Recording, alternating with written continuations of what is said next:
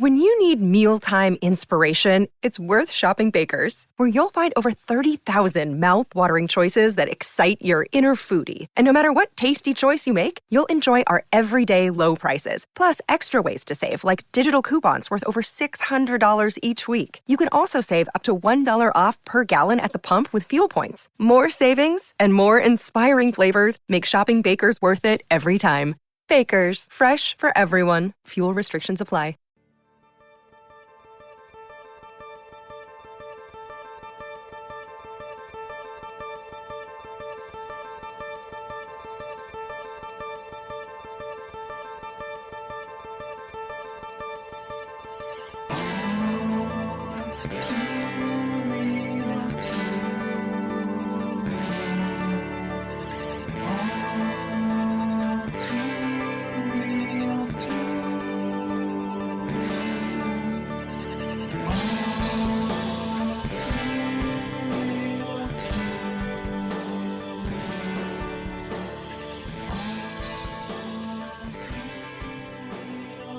Okay, everybody, welcome to the latest episode of All Too Real 2.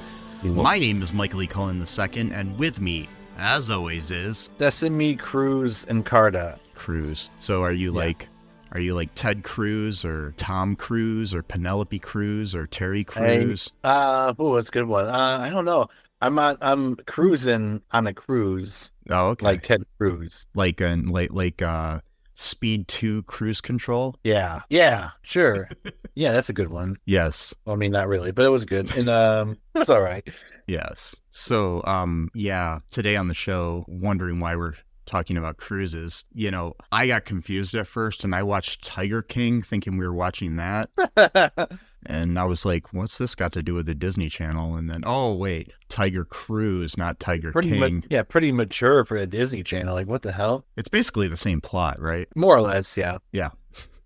The hours of a documentary I watched instead of an hour and a half movie. Yes, exactly. No, really, I did watch this. The movie. Otherwise, you were going to have to cover everything. Exactly. Just me talking about it to you. We should do that sometime. Yeah, that would be fun, actually. That would be, yeah.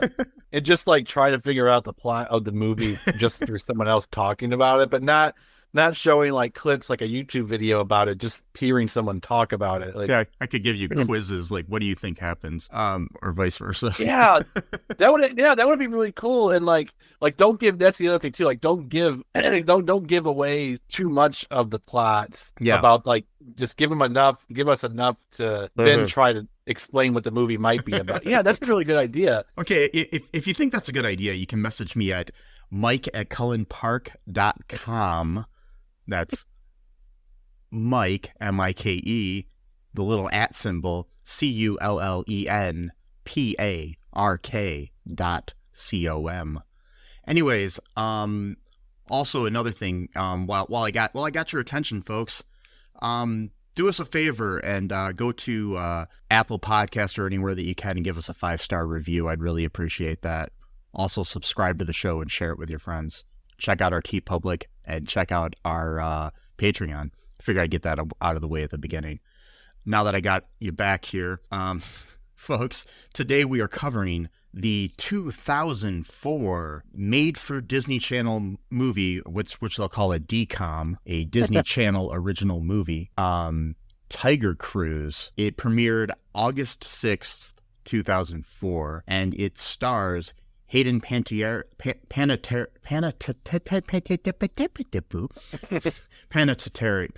how do you say her name? Hayden? I don't know. Hayden Panettiere. I'll just say that. Good. Hayden Panettiere. I never know how to pronounce her name because I don't think I've ever heard it said out loud. Maybe I have, but I don't know.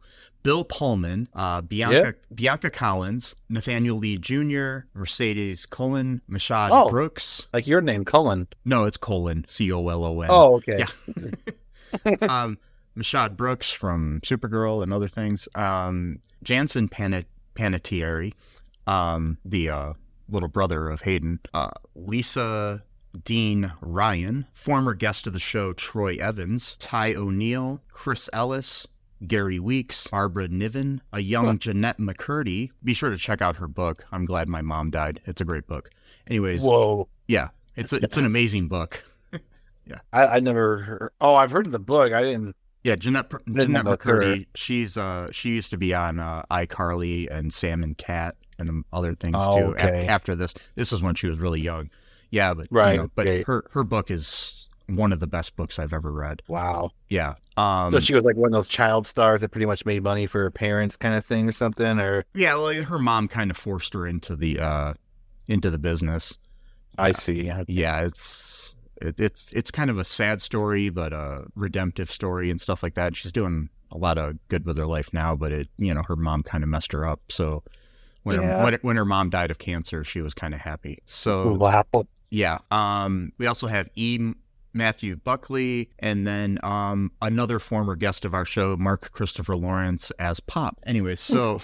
In a small scene towards the beginning of the movie. So, all right. Initial reaction to this show here, Sesame. To this, movie. Yeah. It was okay. I thought it was all right. It wasn't, wasn't what I expected. To be like a really dumb movie. It was, for Disney Channel. Yeah.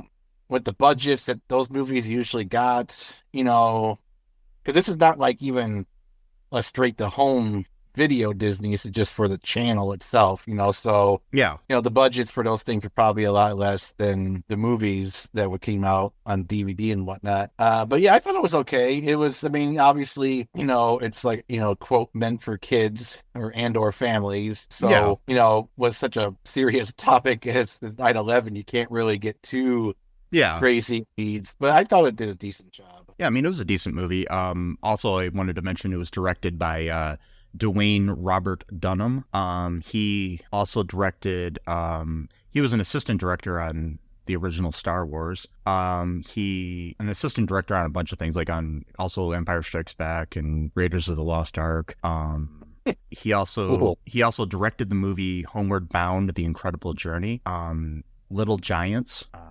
He directed many episodes of Twin Peaks, Jag, Seventh Heaven. He directed the Disney Channel movie Halloween Town. He directed the Disney Channel movie The 13th Year, the movie Santa and Pete, the Disney Channel movie Ready to Run, the Disney Channel movie Double Teamed, featuring some about basketball, Double Teamed, just letting you know that. And then the racing movie Right on Track, which is a Disney Channel movie as well, featuring Beverly Mitchell and Brie Larson.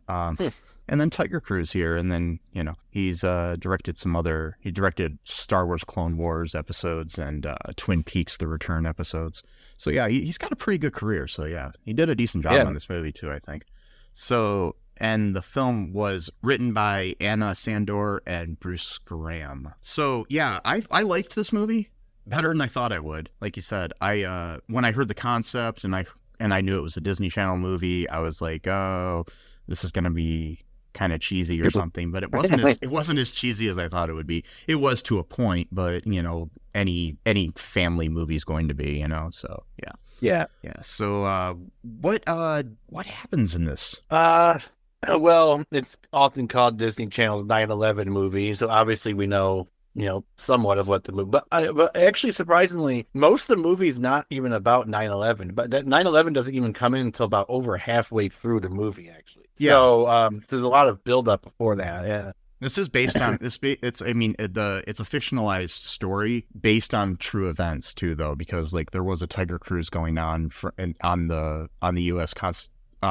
Constellation at the time of the September 11th attacks, and they had to lock things down and stuff like this. Yeah, pretty much. So basically, we have our four main protagonists, the kids. There's some adults in the movie, but it focuses mainly around Maddie, Tina, Anthony, and Joey. So Maddie, and it does like an introduction to each character beat by beat. We start with Maddie. She's, I don't know, 12 or 13, and she's like a brooding adolescent, basically, because she doesn't really want to go on this cruise, even though she said she wanted to go. So her mom does not know how to figure out what's going on with her, because she's been asked to go on this cruise for years. Yeah. And she's always said no.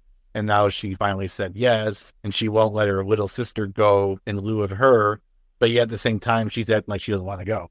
So it's like, okay. Yeah. And then so we get this. Oh, go ahead, Zach. I was gonna say, yeah, her little sister is the one played by Jeanette McCurdy. So yeah. Oh, okay, yeah, gotcha. So she's the one that really wants to go, but she can't because you can only bring one family member on board the ship, and it doesn't have to be kids because there's some adults and it's well, and so she's like, yeah, the first one, and I forgot what I was gonna say, but basically, oh yeah, her younger sister, she makes the very first reference to what they call the dog machine, and I'll tell you later what that means. And then so Maddie's like, "What the fuck is a dog machine?" And she didn't say "fuck," obviously. This was a weird Disney movie where they just cursed. They cursed up a storm. Dog machine? Is it like create dogs or wash dogs, or are dogs even allowed on the ship? I mean, I imagine maybe. And then she slapped her little sister, and it got all violent. And then she pulled out a gun and shot her mom. It was weird. No, joking. Yeah, yeah.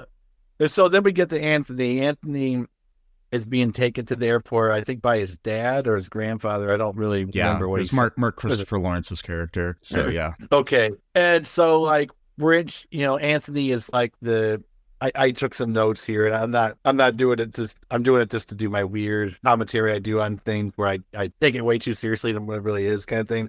And so I wrote, Anthony likely has undiagnosed / untreated ADHD, and his brother thinks him going on this cruise will help shape him up. So it's just like, okay, so instead of helping the person with possibly something going on, let's just decide to make him go on a Navy cruise ship and live like the sailors do, because why not? And that's how they dealt with my ADHD when I was a kid. Yeah. They're like, hey, you're staying on this boat for like 3 days. Get used to it. They might as well have, because the Ritalin they gave me didn't do shit except for turn me into a zombie. But that's another story. But Ritalin is, especially back then, I mean, the medication nowadays, I'm sure, is a lot better than it was back then. Because I was on it for about 2 weeks when I was like 7, and it didn't do shit for me except for give me extreme insomnia, apparently, according to my mom. Yeah. And which I already had to begin with. I just like staying up late. My parents got worried about me because I literally turned into a zombie. Like I would just sit there and not have any emotion whatsoever. Right. So yeah. So I don't know. Maybe this was better to have him stay on it anyway. Yeah. So the reason why I said that is because Anthony's like always like drumming all the time and like always himself busy, which kind of is sort of sometimes, a symptom of that. And we get the whole generational divide between what kind of music is good or whatever, because he turns on some really, really, really cheesy rap song on the radio, and his dad's like, don't do that or whatever or something like that. And then Anthony's like, well, come on, that's whack. You get it? Whack, because that's what the kids say in 2004. Even by 2004 standards. Oh, yeah. I don't think people were saying whack. I think that had gone by 6 years before. Yeah. Like, you know what I mean? So even by that standard, they were way off. Yeah. And it's funny to see Mark Christopher Lawrence, downplaying rap when he was in the movie Fear of a Black Hat, which was his first big movie where it was about rap. So yeah, it's a mockumentary. Awesome. But yeah, anyways. Yeah. Well, sometimes they do that in movies, like that movie, what was it called? Not Chase. What was it? Was it Chase? It was about racism and stuff like that. Sandra Bullock was in. What was it called? Chase. Oh, what's called Chase? Okay. No, I don't know what you were talking about. The movie that had it was basically about racism and prejudice. Like Sandra Bullock was in it. She played this really rich woman who's got mugs, so she had her husband have the locks changed at the house, and then she didn't like it because the guy was Hispanic, so she thought he was just gonna take the locks and. Yeah, I've never heard of this movie or seen it. It's called. What's that? I've never heard of the movie or seen it. No, you've seen it a million times when it came out. Remember there was a guy who was Iranian, and then he wanted to buy a gun because he was worried about his store or whatever getting robbed. Oh, so Crash. Crash, yeah. Okay. Anyway, so there's one of the actors in that movie is Ludacris, the rapper. Yeah. And in that movie, he's totally against rap music.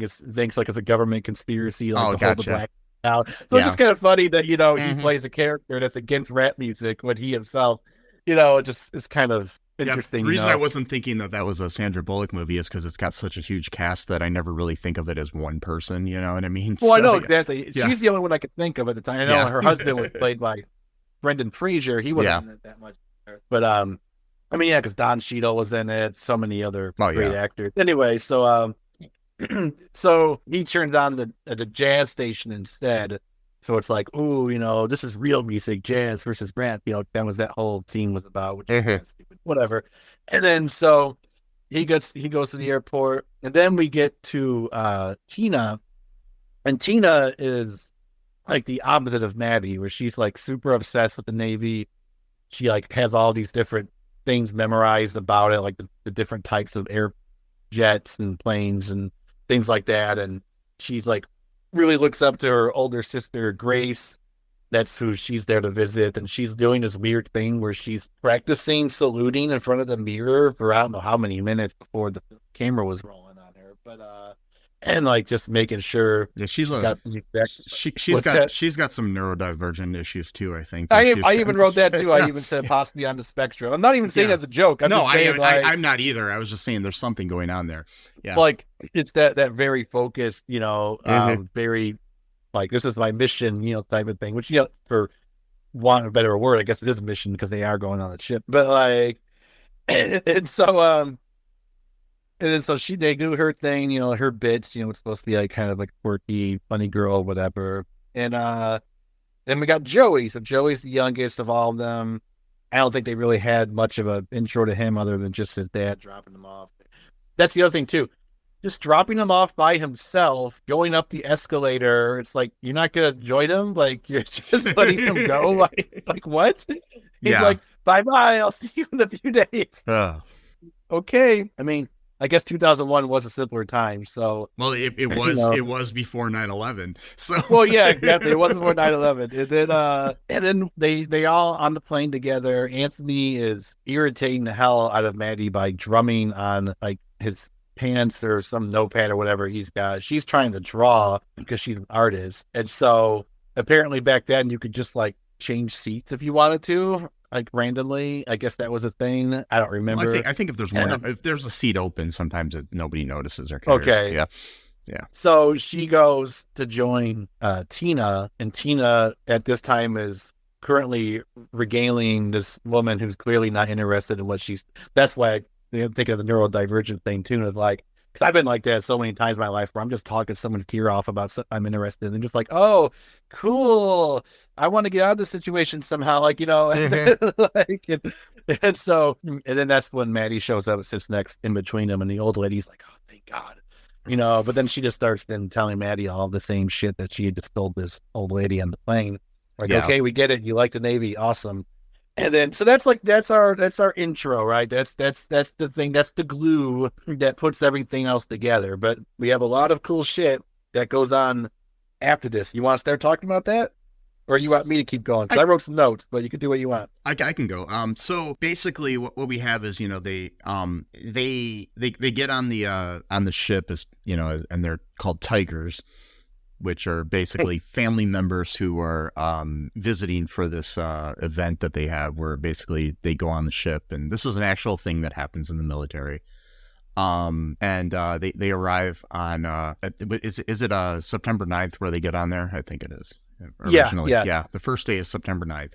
So then basically we meet like more characters. We meet Troy Evans' character of Chuck Horner, whose son is he works in the kitchen on the ship. He's Chuck's a little like, you know, dismissive of that, because he's like he was in a different military branch. What is this one that we're on here? What's that now? What military branch are the people on the ship? Navy. He was a Marine. Yeah, that's right. I was just trying to remember which was which, because they're the Navy and he was a Marine. That tells you how much I know about the military, sadly. Oh, I don't know much either, but yeah, he thinks that the Marines are superior, and he constantly talks about how the Navy is so good. Like, oh yeah, I'm sure being in any military outfit is easy and fun. they all act like I mean, the people I've encountered sometimes, you know, be like, oh, he's in the army, he's nothing, you know, or whatever, you know. You just be like, okay, yeah, you're like whatever, yeah, you're in the Navy, big deal, you know, you're in the Marines, big deal, you know. But you know, not saying that any of it's not a big deal, but I'm just saying that comparing them all is like, I don't know, literally comparing apples to apples, not apples to oranges. Yeah. It's like, yeah. So yeah, he's basically the kind of like, you know, middle-aged guy who's kind of, you know, thinks he's better than everybody because he was in a different branch, and he's and his son is just, you know, whatever, you know, oh, you're not really helping anything, you're just, you know, making pastries and shit, you know, sort of thing. Yeah, you're just making it possible for sailors to eat, which is sustenance, which is required of all living creatures, especially in a military capacity where you need optimal energy to do certain tasks, especially when it comes to combat. But that's not good. It doesn't count. Okay. No. Well, apparently, not to be mean, but this guy seemed like he's had quite a few meals. And so, and I'm not saying, I mean, I'm a big guy myself. I'm just saying, like, hey, let's not maybe make fun of, you know, like.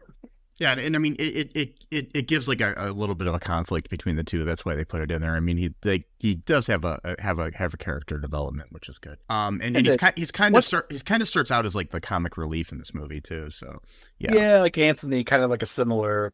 Yeah, the two of them. He's like the adult comic relief. What else happens here? You got better notes probably than I do. So yeah, I did write some notes.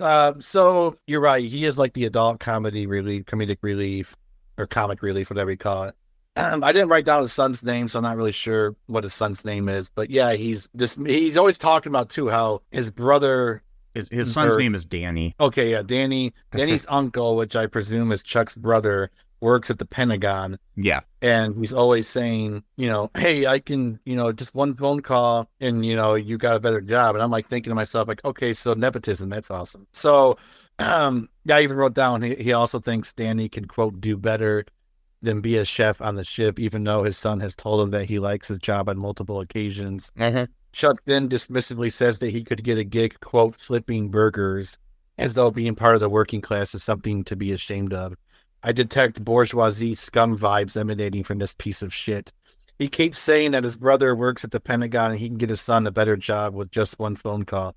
So let's add nepotism to the list of character flaws this guy has. The character, not the actor. Oh yeah, I was gonna say Troy is one of the nicest people on the face of the planet and the most the most open-minded people ever. Yeah. So yeah, I'm just like, so that's what I'm emphasizing the kid. I've seen him in a bunch of movies. So he's in everything. Like, he was on ER. He was guest starred on a bunch of TV shows over the years, and a lot of things. So yeah, and so it's like Danny clearly likes his job. I mean, he's like taking him around the kitchen. He's explaining, you know, how many pounds of food they make per day. I mean, like 8,000 pounds of bread or whatever. I mean, and the food looks pretty good, to be honest. I mean, does not look like what you would think. Then again, this could be because it's special occasion. I don't know. But like I got hungry looking at it. It looked pretty good. So now we get, so there's kind of jumping around a bit because I didn't really go chronologically. Oh, that's fine. But so at one point we learn what the, quote, dog machine is. What's a dog machine? I never heard of a dog machine before. Is it a machine that creates dogs? Is it a machine that cleans dogs? What does it do? It's a soft serve ice cream machine that produces chocolate ice cream, and it literally looks like dog shit. But correction, it looks like soft dog shit, the worst kind. And why they thought this would be something that would be funny, I don't know. There's a scene in the movie, I can't remember what it was, where somebody talks about diarrhea and then they cut to the dog machine. Yeah, that's right. And so I'm like, okay, like for one thing, I don't like toilet humor to begin with. I think it's nasty. And my whole thing is like, I don't know if it was on purpose though. It was kind of hard to tell. It could have, it could have just been someone, but yeah, but no, it literally looks like wet dog shit. Ugh, just gross. Whatever. And then, but they do this 3 times. Like Joey's like obsessed with ice cream. Yeah, he's obsessed with ice cream. Yeah, so. Which I mean, he's 7, so I guess maybe whatever, And so he's the one they kind of all look after because he's the little kid of the 4. the four horsemen, or the four tiger men or whatever. And then oh, that was so clever. No, it wasn't. And then and so I wrote about the side characters. Also, Chuck Horner, in addition to promoting nepotism and dismissing his son's very important job in the Navy, he also is a soft bigot towards Muslims and or Arabs, which we'll see later on in the film. But so overall, it's kind of a piece of shit character. But he does have some character development that kind of puts him in the middle. Well, the thing is here, they never say Muslims or Arabs in that scene I know you're talking about, where he says he knows who did it. But we know what he meant by saying we know. So it's one of those things where possibly, but that. However, do you mean I didn't say that the person was black? You just assumed I meant a black person by listing off a million stereotypes about black people. It's one of those things. Like, but but I'm just saying, to be fair, I'm not trying to defend it or anything. But there's also the other adult in the scene says, "You don't know who did it, and neither do I," or something like that to him, basically. Right. Saying, so it's like, he could have meant Russians. Who knows? Oh, sure. Yeah. In 2001, he meant Russia.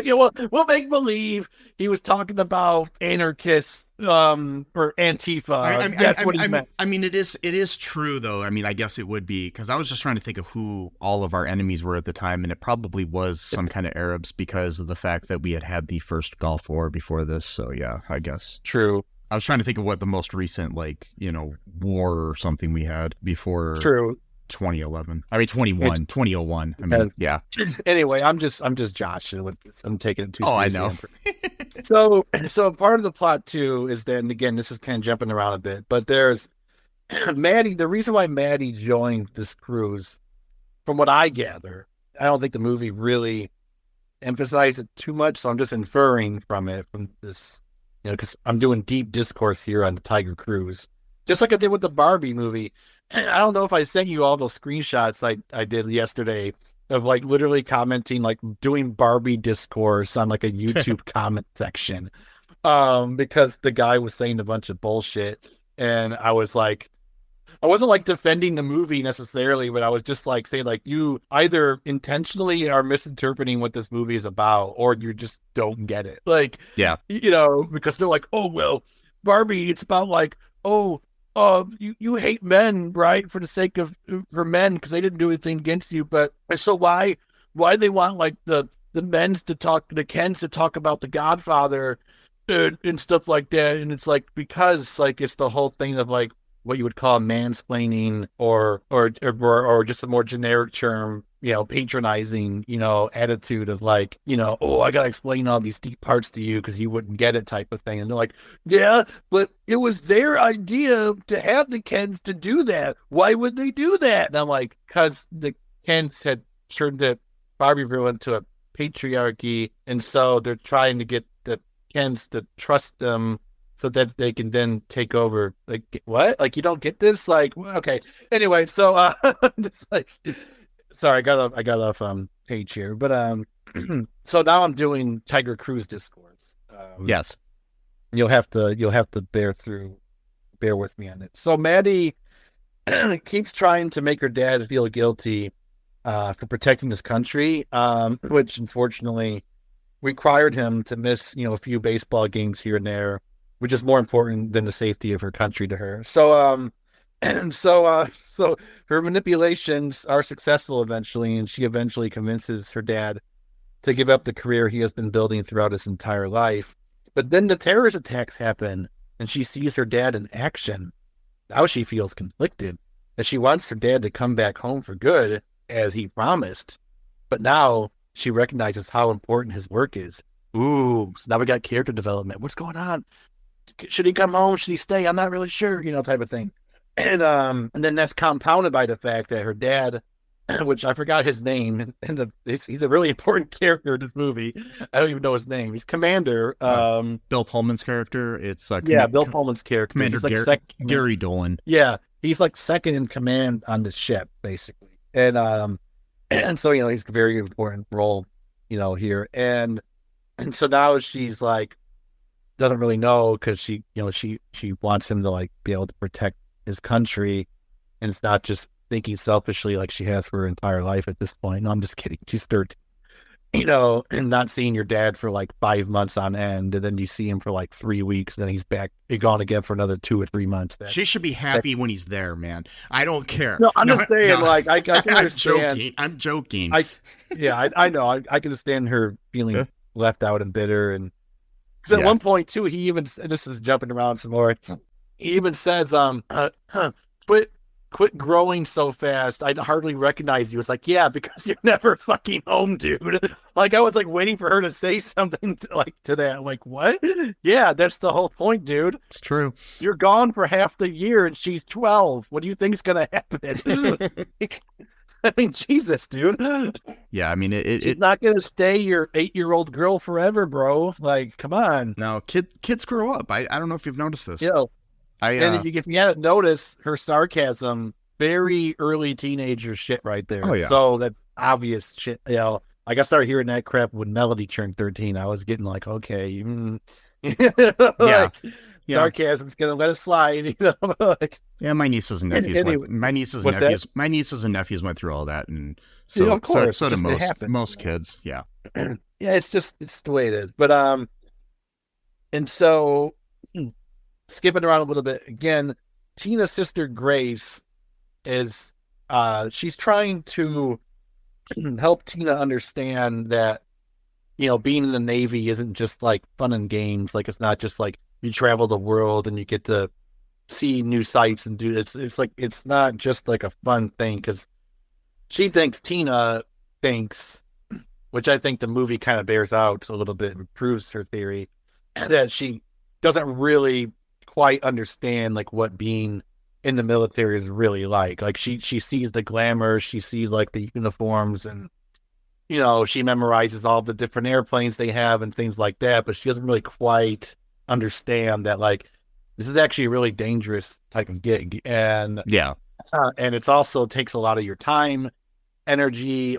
You got to wake up really early in the morning, every day. It's not just whenever you feel like it type of thing. There's a very regimented way of life. And it has to be, because you have like 500 people doing shit. So everyone needs to be doing a certain thing at a certain exact time. Otherwise, you're going to be running into each other and nothing's ever going to get done, or it's going to take like 6 hours longer than it needs to. So we got that in the movie where she's kind of like, okay, like, I get it, you're excited, but like, you need to know that like, if you do decide to like join when you're an adult, like it's gonna like actually be a big change, in your life type of thing. So we got that going on.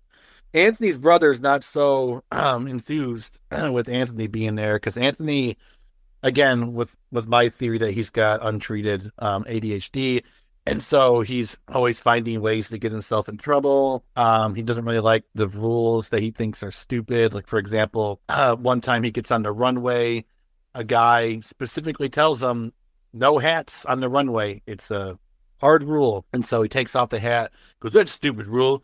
And then he goes out, hat flies off from all the wind and the jet engines. He's like, oh, my hat. Yeah, exactly. Anthony, okay, sorry, side rant here.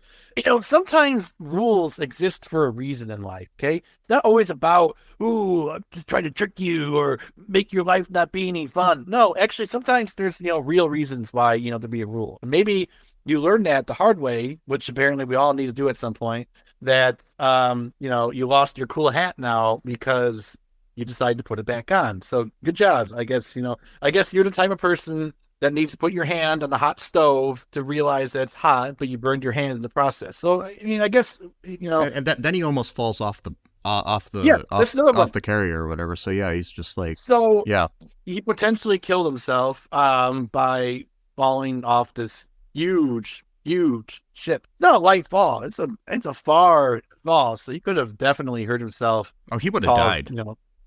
Died, or at the very least internal injuries that would then cause his death. If he wouldn't have been caught by that net that's on the edge of it, he would have fallen right into the water and died. And because it would have been really close to the boat engines and stuff too. On the he probably would have gotten eaten up, and it would have been a completely different movie. And of course. His brother comes up, he just sees a big pool of blood. He's like, no, it got really dark.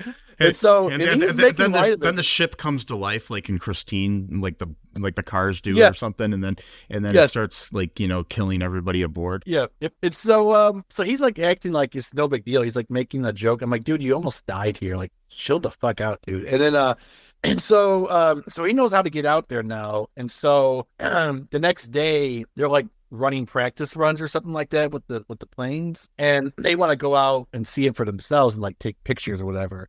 And they're like, no, absolutely not. You're not allowed in the runway at all. Mainly Tina's the one that wants to, right? Yeah, because she wants to. Yeah, and so Anthony's like, he's trying to like impress them, like prove his words. Like, oh, I know, because playing the clown basically. It's like no one really likes me the way I am, so I have to like convince people that I am a worthwhile person. It's like, you're already a worthwhile person. You don't need to sacrifice or potentially sacrifice your life in order to make people laugh. And so he's like, oh, I can sneak you guys out in the runway because I know how to get there or whatever. So then they sneak out, and then Tina takes some pictures, eventually gets spotted by one of the people at the runway. They chase them, they get caught, and then they get talking to by the first commander about how dangerous it was what they did and how everything they do here is for a reason. And then they're like, okay, I want to talk to your family now. And so they scoot the kids out. And then the guy's like, don't worry, don't be too hard on them. Just, that was enough to make them feel sorry or whatever type of thing. Like, okay, great. So I understand that you want to, like, hey, I get it. Your kids, you want to have fun. Still, I would be a little bit more harsh on them, or at least continue. Well, yeah, I mean, but for a little bit. It's trying to paint the picture of the main commander being like a good guy, so that's why they're doing it. Where he's not like completely like an hard ass or something. Yeah. So that's I think the main reason for that scene. So yeah. Of course. And so they all get killed because of that. No, and they don't. But and we got this really cool. All right, so again, skipping around a little bit. Skippy. The night before, September 9th, they had a sick breakdance and DJ show, bro, on the dance floor, which was so 2001, like so much 2001. It was awesome. It was great. And then everyone got killed from that. No, but they also played air hockey. That was really cool. They had a really cool air hockey table. They had a foosball table, which is pretty cool.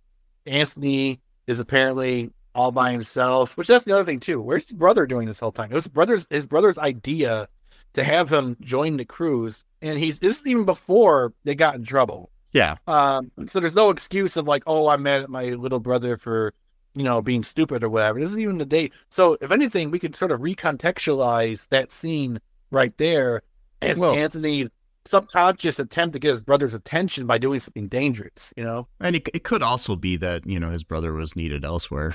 So no, I don't accept that. No, that's my canon. Is that no? I'm kidding. By the way, his brother is played by this guy I've seen in a show recently, and I don't know what the show is. I think it's Mehcad Brooks who played James Olsen on Supergirl. Oh, okay, but I think he's also in a recent show. He's currently on Law and Order. That's what it is. Yeah. Okay. Okay. Now, all right, good. Because I this whole time I'm watching it, and I'm just like an itch, like I can't scratch. Mm-hmm. Like I know this guy. Yeah. From something, and so he didn't. Unfortunately, he didn't have Supergirl to like pick Anthony up if he didn't. There wasn't that guardrail that saved him from his fall. Also, he couldn't just like call her up like, "Hey, bro," or "Hey, sis, my little brother's gonna accidentally fall off the ship. Can you go pick him up or whatever?" Couldn't do that. And so, what we got here? We got we got the dog machine going on. We've got the dog machine that puts out actual dog shit, but it looks like it's ice cream, but it really isn't. It's just like a trick they play on people. And so Joey's been eating literal shit this entire time, which explains later on why he gets a terrible stomach ache the next day. It's not from all the ice creams, it's from the dog food. Sorry. And so I worry about you sometimes, Sesame. I really do. I know, me too. And then after they got in trouble, Anthony's brother is very disappointed with them and says that him coming there was a mistake. Oh no. He's like, do whatever you want with your idiot friends. I don't care. What idiot friends? There's been no established fact of Anthony having any friends, which that could explain things right there as well. If, he meets 3 people for the first time in his life that are his friends, and so he wants to make sure that they'll like him. And so he puts but also him calling these friends idiots, not knowing these girls and guys that he's hanging out with. It's like... Exactly. It's like, what the fuck are you talking about, dude? And then I don't really care, man. And so, and then what else? I wrote some shit here. Who cares that? Oh yeah, it's the other thing too. So one of the things that I think it was Maddie's dad, Larry, or whatever, Gary, I got his name already. Yeah, Gary, Commander Gary or Larry, told her. No, was it Tina's mom? Whatever. Someone told someone that a person that actually died a few weeks prior to this, just doing one of the practice things because there's something messed up or whatever. So it's like people actually literally die even not during combat, like just doing regular shit, you know? And so, and I didn't even realize that until I'm thinking like, well, of course, why wouldn't that happen? I mean, you're dealing with really extreme equipment, very volatile situation. Why wouldn't some people die? Well, I mean, just from people die in car factories. People die everywhere. Right. So, I mean, people die at Walmart. You never know what's going to happen. Right. And so, she's just trying to get, to let her know, like, hey, this is not safe for you guys to be out here. There's a reason why we have rules. Okay, so that's the fun part of the movie. We got all the fun shit going on, and we got the kids acting crazy and getting themselves in trouble, disappointing their parents and siblings. Yeah. What is anything gonna change them? Is anything gonna put them on a better path of better discipline and taking things seriously? I don't know. We'll find out. It's 5:15 in the morning. And Maddie wakes up to a buzzing alarm. What? It's 5:15. What's going on? And so, she's running around. Everyone's getting up, and all the because they're traveling. I mean, I don't know if we established this earlier from Pearl Harbor to San Diego. So they're on the West Coast. That's right. So yeah, that's why it's 5 something as opposed to 8 something when things actually happen on the East Coast. Yeah, that's right. Okay, perfect. Because the Pearl Harbor reference is important because that's what they called 9/11 was the new Pearl Harbor. Of course, we all know that 9/11 was by the government, and I'm just kidding. And then and so they used 9/11 as an excuse to go into Iraq and Afghanistan. There were no planes. Oh wait, no. There were no planes. It was all remote control. No, I'm kidding. They had bombs already inside. I hope we're not going to get like a community notes type of situation from this podcast where it's like YouTube will say like they have a little 9/11 was Yeah, no, we won't. I mean, we're being sarcastic, folks. We do believe that planes actually hit the towers. Yeah, I'm just kidding. The official government story of everything's always correct. Always listen to the government. They're always telling the truth. I'm being sarcastic there. But anyway, I was going to say, I think you're overcorrecting a little bit here. No. Exactly. In this case, they were telling the truth. It's just that it was nice little convenient little nuggets that allowed them to then, do what they did after the fact. Very convenient timing. But sometimes it happens in life when things and history never repeats itself in ways that allows governments to just take an incident and then overreact and then start killing a bunch of innocent people in a Middle Eastern country. Oh no, we're not seeing that again today either. Nothing like that. So, not at all. No, that's not happening. Anyway, so free Palestine. Anyway, so so before that though, at the Pearl Harbor, Chuck Horner goes on to this like patriotic soliloquy. He might as well have like a skull in his hand as he's talking about the Pearl Harbor and on November 6th, whatever it was, December. I don't remember what day it was. December 4th, 1941. Blah blah blah, and everyone's like putting their hands across their heart and day that'll live in infamy. Yeah, I'm like, okay, we get it. It's weird, but whatever. And so the attacks happen, everyone's freaking out. The commander and them are like, hey, this is like an unprecedented type of thing going on. We never had like 800 family members aboard the ship when something like this is going to happen. So they're like, just whatever you do, just try to convince the family to essentially get out of the way, just let their relatives do their jobs, even though they're scared and they want answers. Just, it's the best thing they can do is just kind of wait out the storm, so to speak, in the metaphor speaking, because they are on the water. But like, and of course, Chuck Horner can't help himself because he's already proven on multiple occasions that he has bad impulse control issues when it comes to expressing his opinions on matters, such as, dismissing his son's career choices and constantly talking about how Marines are superior than the Navy because they eat better food, which somehow is a bad thing, I guess. And then, and there's one point too where his son is like, okay, well, I'll see you later, Dad. He's like, okay. He's like, I got to give you directions on how to get. He's like, oh, it's just a ship. I'll find my way. It's just a ship. It's the size of like. Then he ends up completely. Like, he ends up completely like getting lost. Like he's running out of breath and stuff. That's where I think he's the kind of comic relief, in that scene. So yeah. I was afraid he was gonna die because he was climbing up like a ladder that was like super high. I mean, like this thing went up for like I'm thinking a quarter mile. Well, it was kind of like a stairwell. So it was more like a. I mean, it wasn't like a ladder. They were actually stairs. Okay. So yeah. And so he ends up going through like a, I don't know what you would call it, a manhole or something. I don't know what you'd call it. Yeah. And then and he can't really fit through because you get it. He's fat. Isn't that funny? So he can't fit through the hole. It's funny, right? No, actually, it's not funny. They make fun of people, whatever. And then, and so he goes into like total beast George W. Bush mode. And he's like, I think we should just give them all that we've got. And you're like, the one guy's like, you don't even know who it is. Like, don't give me that. We know who it is. He might as well just like painted like a picture of like Osama bin Laden, or like a stereotypical Arab and be like, who did it? And be bonus points if there's like a Muslim or Arab member of the ship, but he just like goes like, you did this, your people did this. And they had to like subdue him by like punching him in the face and like putting handcuffs or whatever on him. That wouldn't be a Disney Channel movie. I was going to say, this is the Disney Channel. Yeah, I know. And then, so that didn't happen, obviously. And then he keeps asking about his brother who works in the Pentagon after they learned that the Pentagon got hacked. By the way, some notes I also wrote from earlier. The green screen effects are awesome in this movie.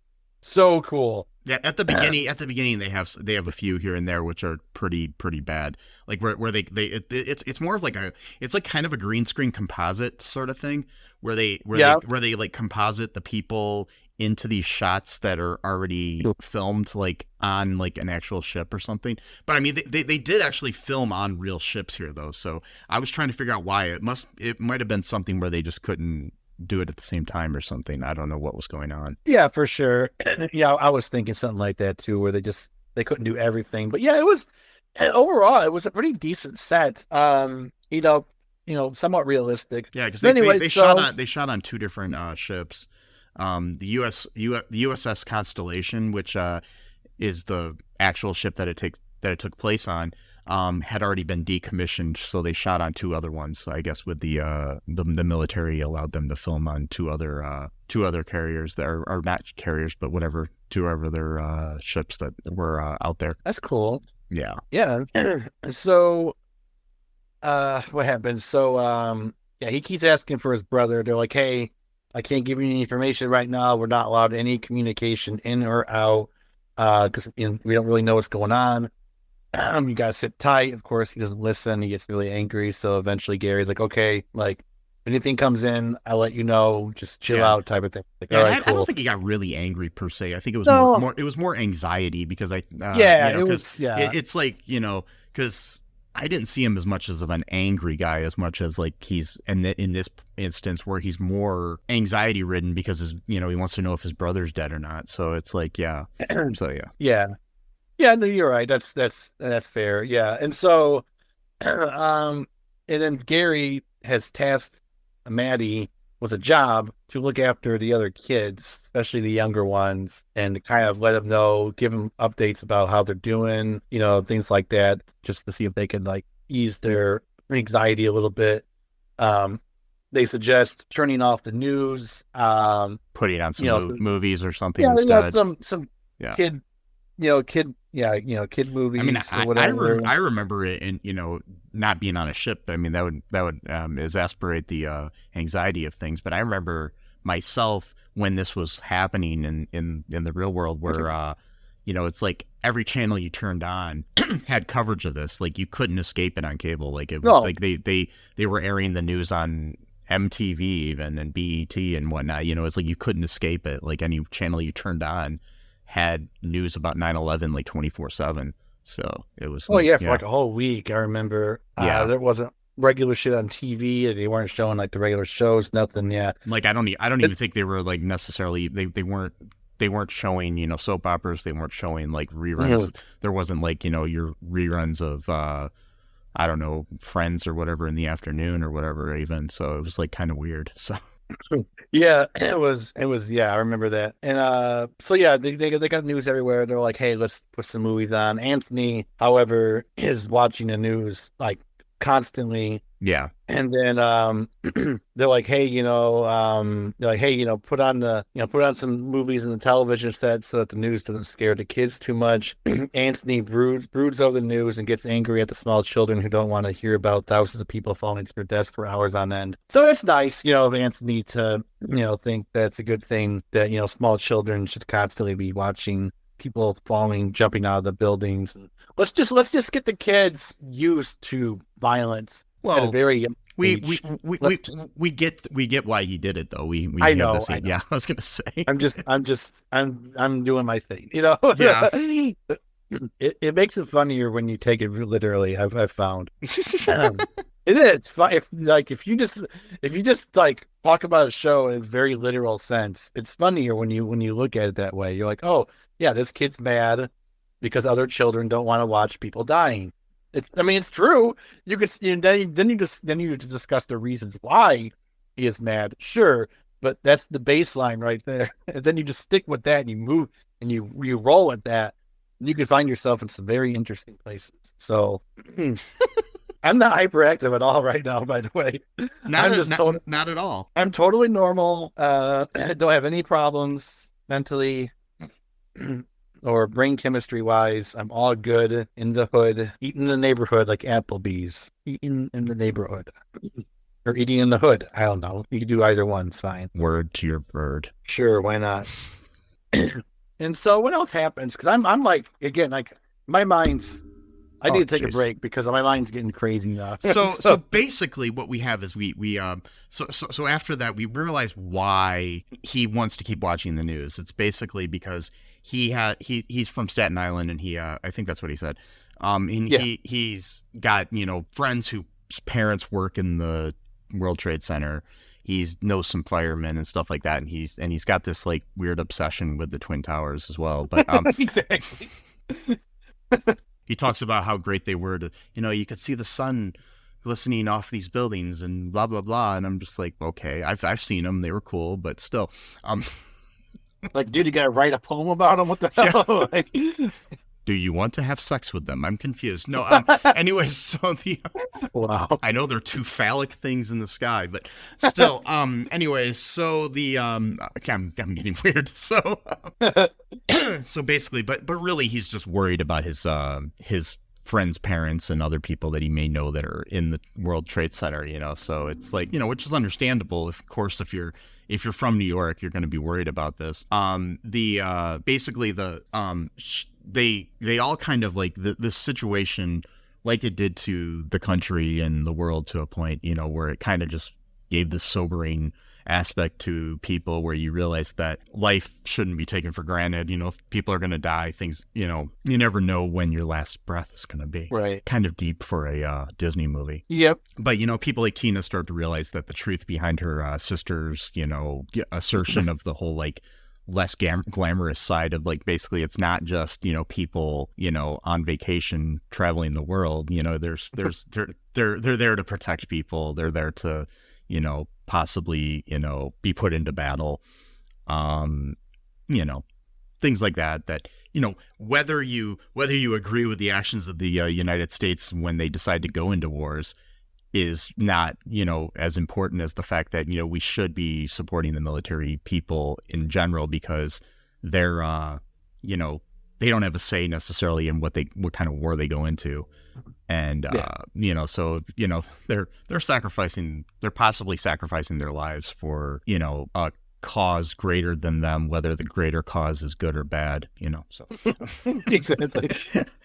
But no, it's true. But I just want to make it clear that I'm anti-war. I just drew a peace sign while I was sitting here. So, so it's a nuanced thing. Yeah. Because they think it's a cause worth fighting for. And so they are sacrificing themselves for what they think is a good cause, whether or not it is. Yeah. That's kind of irrelevant, really.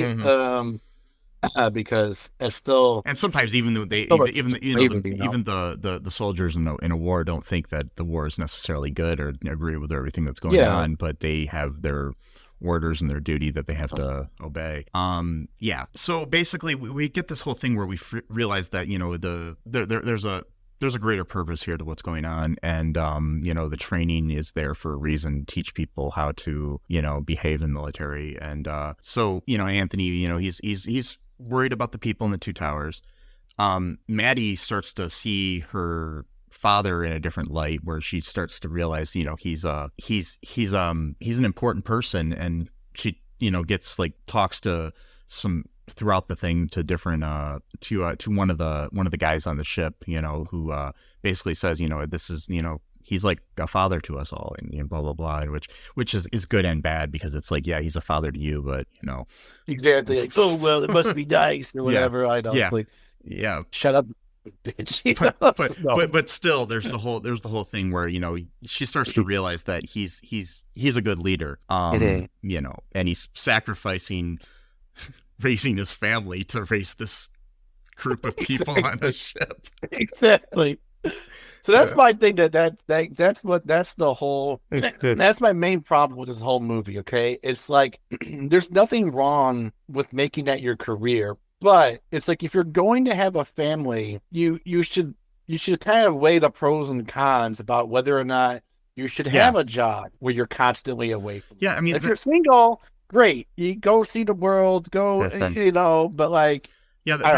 that's what's always bothered me about something like this, or even people that are in a band or something, where they're oh yeah, we're gonna I'm gonna have kids, but I'm just gonna go tour the world or the country, playing my guitar or whatever, and not caring about little Susie and Sally at home, so it's what the or like Jack Frost with the shitty blues band, and eventually, but he's redeemed by becoming a snowman. But that doesn't happen to everyone. Not everyone gets to turn into a snowman. So, yeah, I mean that's the problem. Gary here doesn't turn into a snowman. That would make this movie a lot different. Because did at one point, Anthony goes, "Snow Dad is better than No Dad."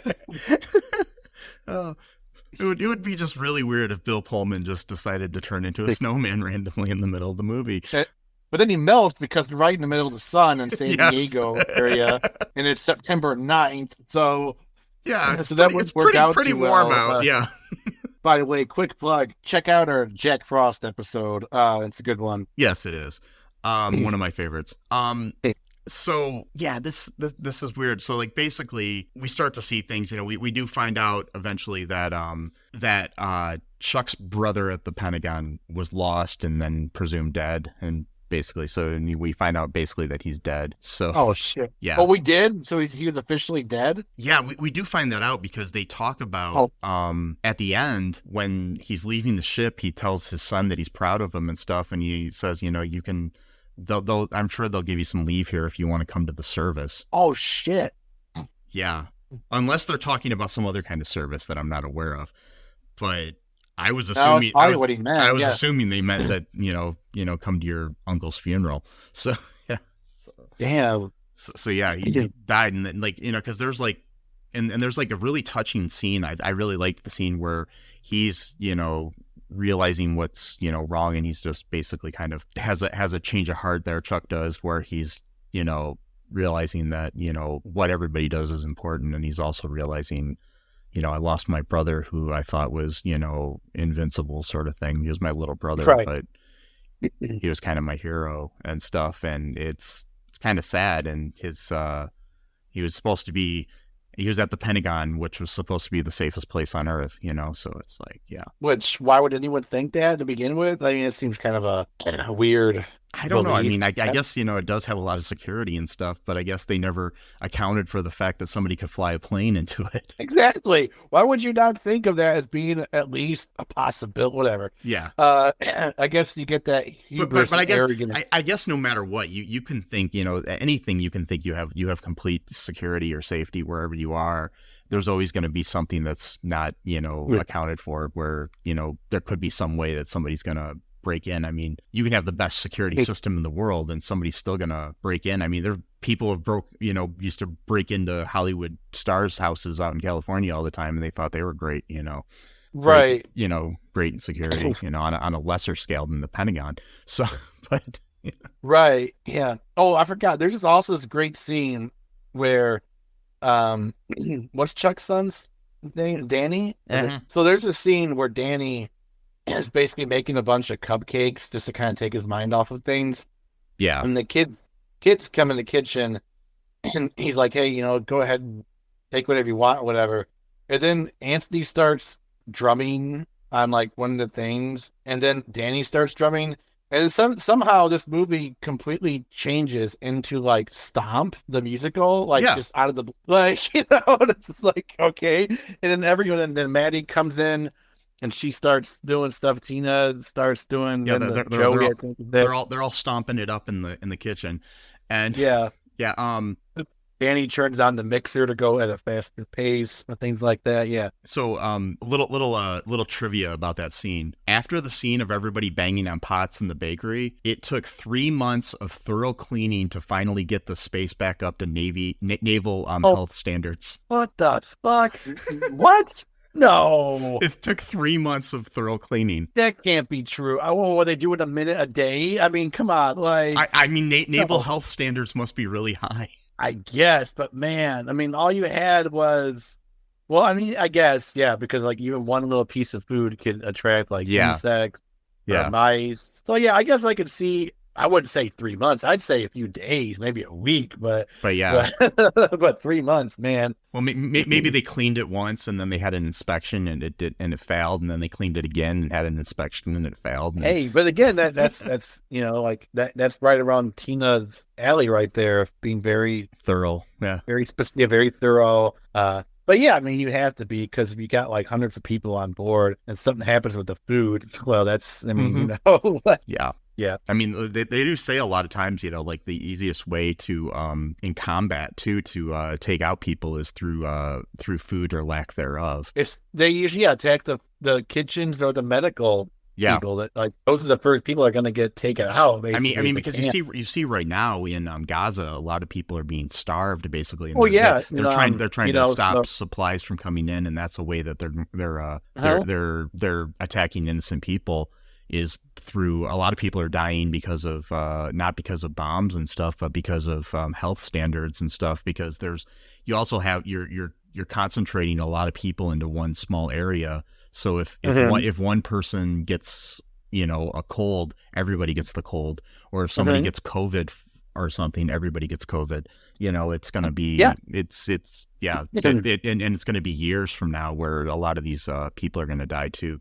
Well, yeah. Mm-hmm. Yeah, it's like biological warfare and starvation as a war crime, and so I understand why the Navy would want their kitchen to be completely thoroughly cleaned. So weird way to get to that point, but yeah. I mean, I understand too, and when you're evil as well, you also want to make your plans go according to plan too. I'm not saying the Navy is evil. I'm saying Israel is. Anyway, the government of Israel.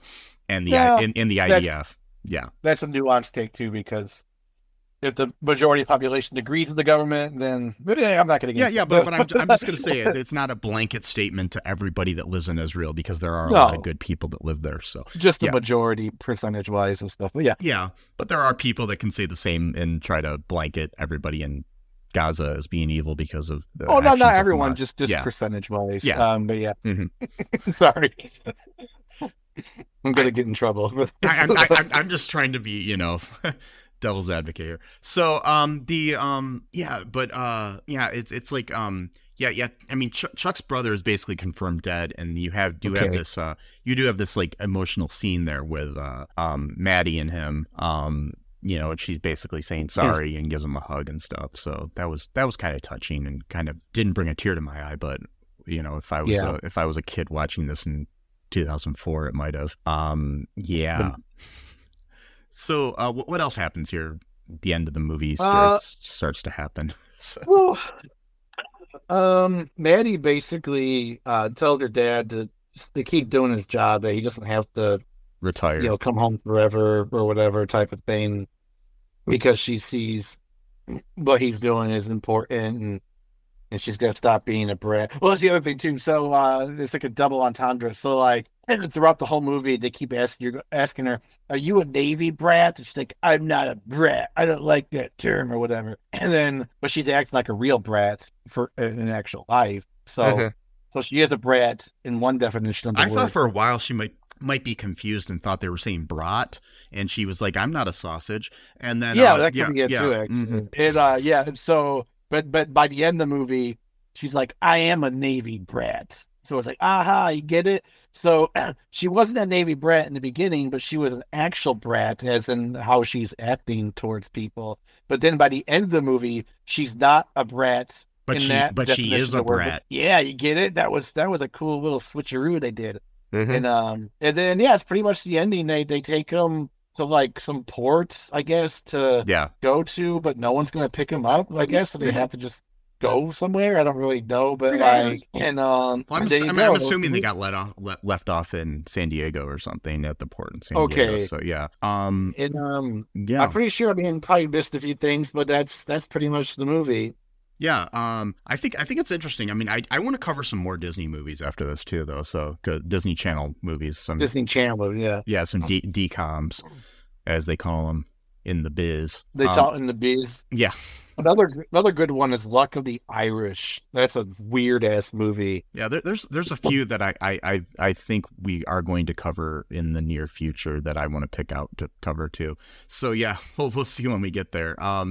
Yeah, stray notes. What's this Joey's mom is played by Lisa Dean Ryan. She only has a couple scenes, and I just wanted to mention that she was one of the first crushes I had as a kid. She played Wanda on Doogie Howser. So okay. Yeah. I don't know why, but I always had a crush on her. So I just wanted to point that out. When I watched the scene, I was like, when I watched one of the scenes, I was like, wait, that's Wanda. Yeah. She was also in an episode of Boy Meets World where she tries to take Corey's virginity when he's away at a college, visiting a college when he's in high school. But then Topanga couldn't come to the. So. Wow. Yeah. So, any other thoughts here on this film? No, I think I'm good. Yeah, I think I said all I could say about it. Decent movie. I would I'd rate it, I don't know, 6.5 out of 10 maybe. Which is kind of good for, Disney Channel. For a made-for-TV movie, it's decent. I mean, and you have a decent cast here. I mean, Bill Pullman's always good and everything. I mean, he'll always be the president. From yeah, I know. For me too. Yeah, he'll always be the president. Yes. Yeah, it was a decent cast, I think. And Troy Evans, our friend, played a good part in the movie. So and yeah, be sure to check out our interview with Troy Evans. It was a really good interview that I did. I love that guy. I think he's awesome. I definitely want to try to have him on the show again because I could listen to him talk and tell stories about his life forever. He was just awesome. Really, really good guy. So was Mark Christopher Lawrence, who played Pops in this. So he's, in one scene in the movie, but he's still, always good, from Chuck. Yeah, so yeah, I give the movie a good old 6.5 out of 10 as well, or something around there. So yeah, I think it was good, and a lot better than I thought it would be, because I went in like I was kind of dreading watching this, so I was like I put it off until this morning. So I like, damn it, yeah, I'm like, God damn it, man. yeah, I was like, what did you pick here? No, but. But I got excited when I thought when I knew Troy had a big part in it, so that kind of helped me. Nice. Yeah. So I will recommend watching it. Definitely, it's on Disney Plus. Give it a try. If you want to watch something with your kids or whatever, it's decent decent movie to watch. And I think it's a good movie to bring up talking points about the military and things like that you want to talk with your kids about. The ways to view the military, and be happy with the military, but also point out the good and the bad of it. It's the 9/11 is always a good talking point with that, I think. Yeah. Folks, God bless America, and God bless America. Oh wait, that was one more thing too. So they at the end they unfurled this huge American flag on the ship. Yeah. That was pretty cool. But that's my final thought. Yeah. Yeah, it was cool. I think they actually did that on the Constellation back then. It was a good movie. Good 6.5 out of 10. Anyways, be sure to check us out on our on all2real2.com for any links to anything you want. We got our Patreon on there, our TeePublic, you can subscribe to the show anywhere. Be sure to do that. Give us a 5-star review anywhere you can. I know I said this all at the beginning, but I'm just reminding you because you may have forgotten along this cruise that we took in this episode. And so that was a good one. Yeah, I still am unclear as to why they call these people tigers. I don't know either. Yeah. I'm not sure what that's about, because it's a cruise. You're on water. Tigers hate water stereotypically. So why would you? Whatever. Fine. Sharks would be a good one. Dolphins, but or tiger sharks. Maybe that's why. I don't know. I don't know. Probably not. I'm looking it up. You're looking it up. Yes. Yeah. Tiger is a civilian relative that is allowed to come aboard for a short, non-combat related cruise. Why are they called that? Nobody seems to know. There's no reason. They just like, yeah, let's call them a tiger. I'm looking this up, and there's I don't know. You could type in Tiger Cruise. Why are they called tigers? I did that. I did that already. Oh, okay. Wow. Yeah, I'm just trying to see. There's no reason why they're called tigers. Hilarious. They just decided to just call them something. I'm sure there is a reason, but it's probably some guy back in 19 whatever decided, hey, let's call these kids tigers. Yeah, he was a big fan of Frosted Flakes. I don't know. So yeah, exactly. He's like, let's call these kids tigers because they're great. And there you go. You figure it out. Yep, that's my headcanon for this. That's your headcanon. The guy was just eating a bowl of Frosted Flakes and couldn't think of anything better to call them. So and just so you know, the USS John C. Stennis and the USS Nimitz were the boats that they filmed on, as opposed to the Constellation, which had already been decommissioned. So yeah. Just thought I'd throw that in there. Folks, hope you enjoyed this episode. Be sure to subscribe and everything and share. Just remember one thing, that I love you, the tigers love you, Sesame loves you. It's true. And until next time, bye-bye. Thanks for listening to All 2 Real 2 podcast, a Cullen Park production. Produced and edited by Michael E. Cullen II. Music by Matthew Hawes. Subscribe and share the show. Visit us at cullenpark.com.